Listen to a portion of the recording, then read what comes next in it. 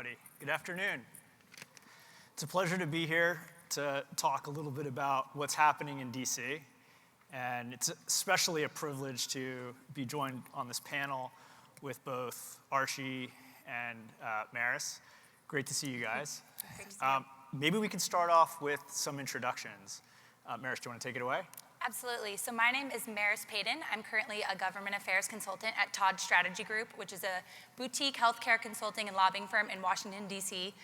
Prior to joining Todd Strategy Group, I was at the Department of Health and Human Services in our Office of Legislation during the COVID-19 pandemic and Operation Warp Speed. Awesome. Hi, I'm Arshi Siddiqui. I'm a partner at Akin Gump, which is a legal law firm, obviously, and also a very, I think, well-steeped Washington lobbying firm. And I have been kind of back and forth from private to public sector. Most recent job was for Speaker Pelosi during her first tenure in Washington, and now I've been at the firm for 11 years. Thanks. And I'm Charles Dimler, the CEO of Checkerspot.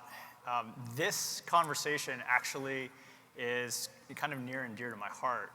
Going back in my professional experience, both at Geron Corporation back in the early 2000s, as well as at Solazheim, where I led corporate development from 2018 to 2016, we spent a fair amount of time in different government circles, both here in the US, but also abroad, in particular in the UK. And one of the things that has become abundantly clear to me is the value in being part of the conversation and how important, especially when innovating new novel technologies, that there's an education curve. There's a need for individuals that are in positions of influence, positions of power, to really have an understanding of what the bleeding edge is all about. And if we don't take advantage of those opportunities, if we don't honor that need, we miss opportunity. And we had a fair amount of success both at Geron and at Solazheim in doing that. Now at Checkerspot, we're a much smaller company, younger in our life cycle. And there's a constant thought about how do we prioritize time? Does it make sense to invest time, energy, effort in any kind of discussion in DC or abroad for that matter? And that's one of the areas that I really wanted to explore with you all, is to kind of start off with how do we think about the process? What are the considerations for a young company, a startup, in being a part of the conversation, or what are the risks of not being a part of the conversation? And Arshi, maybe we can start with you. Yeah, I mean, I think that's a really good question because, you know, it's interesting when you look at companies that are focused 24/7 on cutting edge technologies, that is what drives them front and center. But then you also look at, when you look at what's happening in Washington, it seems a million miles away, just very, very far away from what you all do on a day-to-day basis. But I think the current environment in Washington really provides an excellent opportunity, particularly right now, and that's why we started this coalition, is that when you look at inflation, when you look at supply chain issues, when you look at what's happening in Ukraine, coming out of a pandemic, long-term economic growth, and when you also look at the global bidding war on these technologies, you find that it's the makings of a perfect storm in Washington, in the sense that really cementing a public and private partnership where Washington can help this industry really grow and leverage these technologies to the full extent possible. And I think that's a powerful coalition as well, because, you know, engaging in Washington as individual companies is one thing, but that always gives a policymaker a little bit of pause. Are they putting their thumb on the dial in the wrong way, in a technology that they don't understand? If you look at working together as a united industry front, that's much easier a case to make in Washington. And it's much easier to leverage the power of working together as an industry and really making a case. And then the education piece that you mentioned is so important, because so many people that don't know. Absolutely, and I think just to add there, as these emerging, exciting, innovative, novel technologies come to market, there will be ebbs and flows in the media, and there will be ebbs and flows from Wall Street. And what we want to do is have lawmakers view the industry from a position of trust and of growth and of excitement, and not from a position of fear. And what that comes down to is laying the foundation with education. This is who we are, this is our technology, this is why it's safe, and we're unified as a front, so that when these stories do come out, as they inevitably do for any industry, lawmakers can say, I've met with them, they're good people, I trust them, they have benevolent ambitions with their technology, and that it's really promising. So I hope what's coming across is there is a case to be made for why engagement is important, and there's also risks associated with not being engaged. But still, for a young company like Checkerspot, it's hard for us, given all of the priorities that we have that are competing for time and attention and the limited resources that we have, to really be engaged, which is one of the reasons that we've decided to be a part of a coalition. And that's one way to, in a manner of speaking, have the best of both worlds. And I wonder if we could just take a second, Maris, to describe what the Synbio Coalition is and how it came about and who's a part of it. Absolutely. So the Synthetic Biology Coalition, SynBioCo for short, is a group of synthetic biology companies that I think really recognized the potential for SynBio to address a lot of the problems and priorities that were being laid out on Capitol Hill. So whether that was the Biden administration's agenda around climate change, or there's a lot of energy right now on Capitol Hill on onshoring supply chains, synthetic biology has the potential to be a key player in all of those areas. So we formed the coalition, again, to present as a unified voice and also be a resource to Capitol Hill, be a resource to the administration as they have questions and as there's opportunity for SynBio to be written into elements of legislation. Let's be your voice. Let's have that dynamic relationship and interface with government and really elevate the interests of the SynBio industry. And not too long ago, back in the fall, I had the opportunity to go and visit DC. And the framing in my mind was that this would be about educating and sharing more about what Checkerspot's doing, and even by extension, what's happening in the biomanufacturing space and why this is important. But came away with insights and learned some things. Like, for instance, I didn't realize that there was a climate caucus for climate change from the Republican Party on the right side of the aisle. And I also came to appreciate that this has a lot to do, like support for SynBio and support for biomanufacturing has a lot to do with things like global competitiveness and resilience in supply chains, which I think we've all been affected by some of the challenges with supply chains. And seeing the issues through differing lenses and understanding what is pertinent in the context of other audiences. So Arshi, I wonder if we have a sense for what some of the objectives may be in the near term, what are some of the aspirations for the coalition when we think about the medium to long term? Well, so a couple of things, and I think one, when you think about how we tried to structure the coalition, we tried to structure it for the short term and the long term, meaning we really doubled down on a bipartisan approach, and the Republican aspect of this is so critical. Because as you look at what's happening in Washington, we're in a very volatile environment where, power shifts kind of happen regularly now. And so when you look at kind of creating something for the long term, the most sustainable policy in Washington right now is bipartisan policy. And if you look at the bills that have passed this year, even though we're in an era of Democratic control in Washington, it is very narrow margins. So if you look at the big bills that have passed, they've been generally bipartisan. So bipartisanship is number one, first and foremost. Two is we're also trying to create a unified voice with as many people and types of companies at the table, because that will create strength in terms of geographic diversity, in terms of diversity in terms of applications, and just bringing different voices to the table to tell that full story in Washington. And then the third piece that I would add is that it's a little bit of an early warning system, in the sense that there are often times that policy can shift on a dime. I can think of, Ukraine is a great example, and I'm happy to follow up. I don't want to use our precious time here to talk about how the dynamic in Ukraine, on the Ukraine policy in the US changed based on the interaction between Congress and the Biden administration. But that was a bipartisan effort that just bubbled up. And if you have the type of coalition that we're talking about, the first step that anybody who is really engaged from a policymaking status will come to a coalition like this. They will have kind of a first call to make, rather than trying to find a card that somebody met in a conference 3 years ago. So I think really creating that expertise and that voice in Washington and serving as a resource, and a bipartisan resource at that. And so I think we're getting a sense of the opportunity, we're getting a sense of the urgency and what's happening on the ground right now in DC. I want to pause for a second and talk about communication a little bit, because I spend most of my days talking with partners, customers, the team itself, investors, and a lot of times those conversations can get deep in technology. And I love, even though I'm not a scientist, I love to talk about the biology, the chemistry, and what makes what we're doing unique.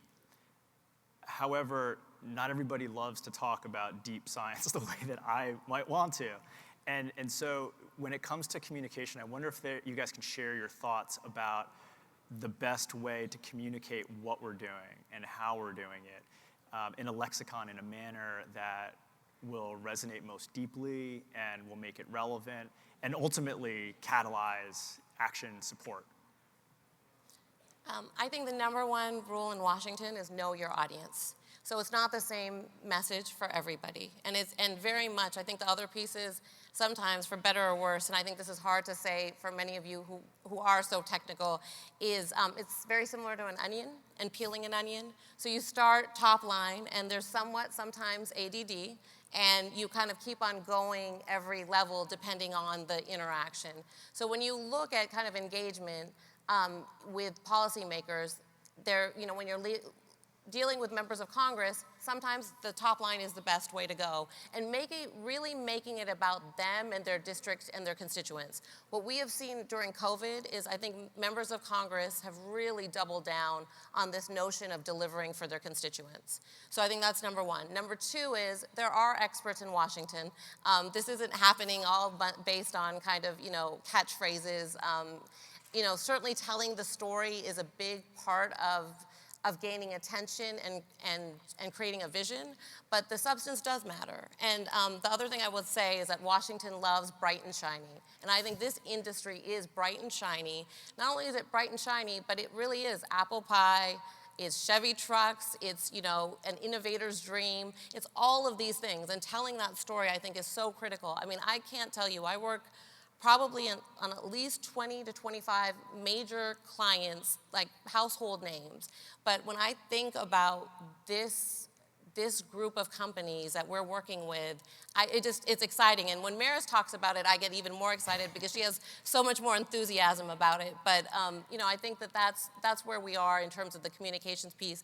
And the other last piece, I'll then turn it over to Maris, is the other piece of this is very much that the landscape really does shift in Washington regularly. And I think that's the other piece that the coalition brings to the table, is that we can give real-time intel on what's happening in Washington and what's resonating. I mean, you just think about what you picked up when you were in Washington, Charlie. Like, you did have a better sense of what members were thinking. Yeah. And we're able to continuously feed that in. Yeah, and just to underscore some of what Arshi was saying, I think the reception we've been getting from members on both sides of the aisle has truly been incredible. I think when we started our work a year ago, there was a real vacuum on Capitol Hill of people understanding synthetic biology and using the phrase. And now, we were speaking with a senator a few weeks ago, a Republican member, that said, I'm using the phrase synthetic biology in every conversation I have because I want synthetic biology to be a household phrase. And he added, he's telling all his grandchildren to go into biology because that's the future. So if that's the reception we're getting, it truly is a bipartisan issue, and there is so much opportunity to be had. Arshi, you were right about tapping into Maris's enthusiasm. That was awesome. How about the other side of the same coin? Like, what have you seen from companies or leadership, myself included in that, where you're like, the way that that was delivered could have been better. It could have been, more straightforward, or maybe in the form of a talking point, or, how can we as an industry do more to get it right, to make your lives easier? I think this goes back to Arshi's comments on peeling the onion and meeting your audience where they're at. So if you look at the makeup of Capitol Hill, the staffers that support their members of Congress or their senators are in their mid-20s or their early 30s. And a lot of us don't have a scientific background, and frankly, the members of Congress can't be experts in everything. So meeting people where they're at in terms of rather than getting into the technical details, keep it high level and connect it to the themes that are already the big buckets of conversation on Capitol Hill. So whether that's US competitiveness with China, whether that is climate change, you want to connect how your technology supports the US in their priorities and in their mission. Yeah, and I would add, I think that's exactly right. And the other piece that I would add, Charlie, to that is that knowing what the industry wants. We do have templates of industries growing with the help of government funding, investment, the public-private partnership.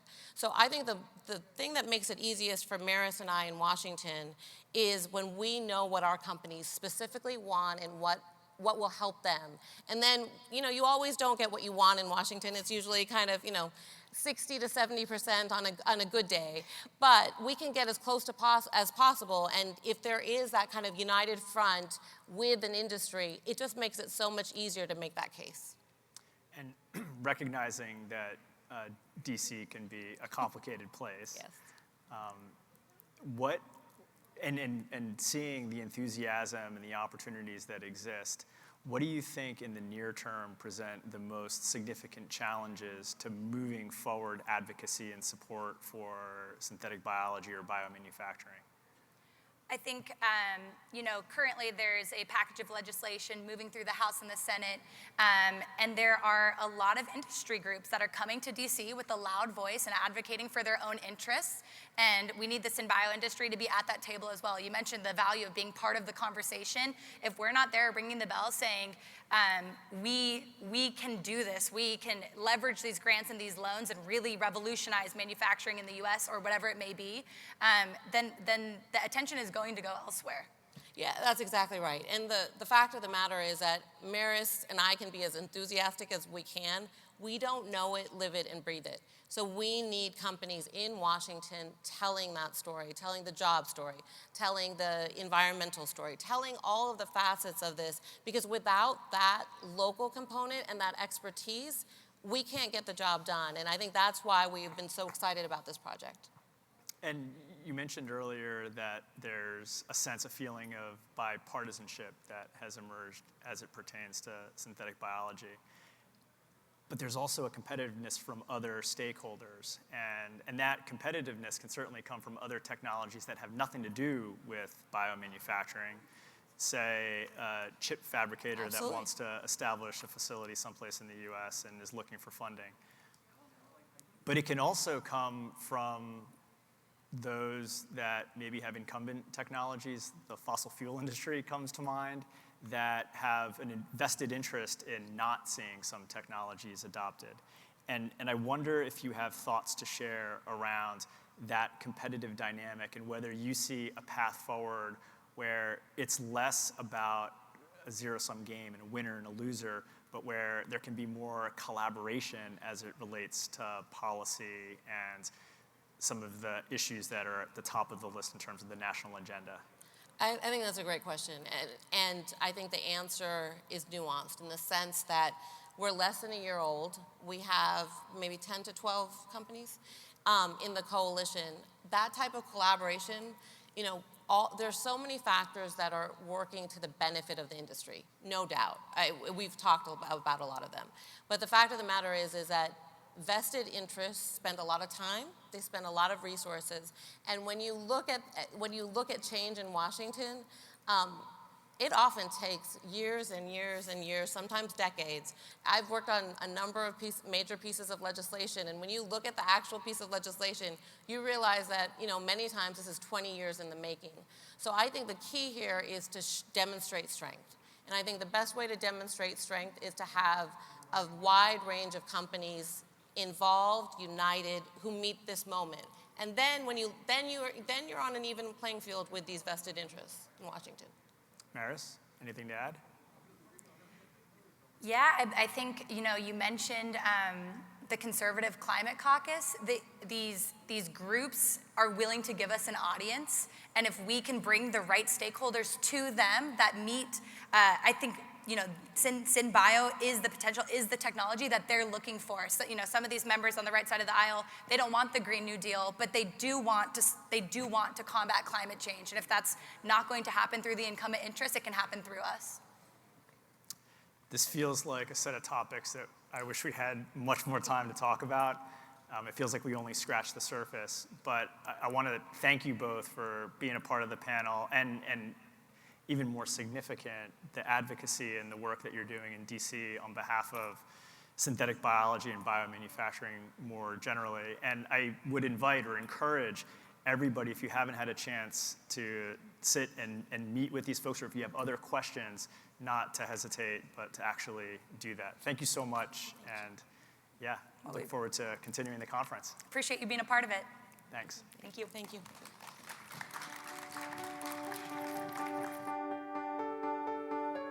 Wow, thank you guys.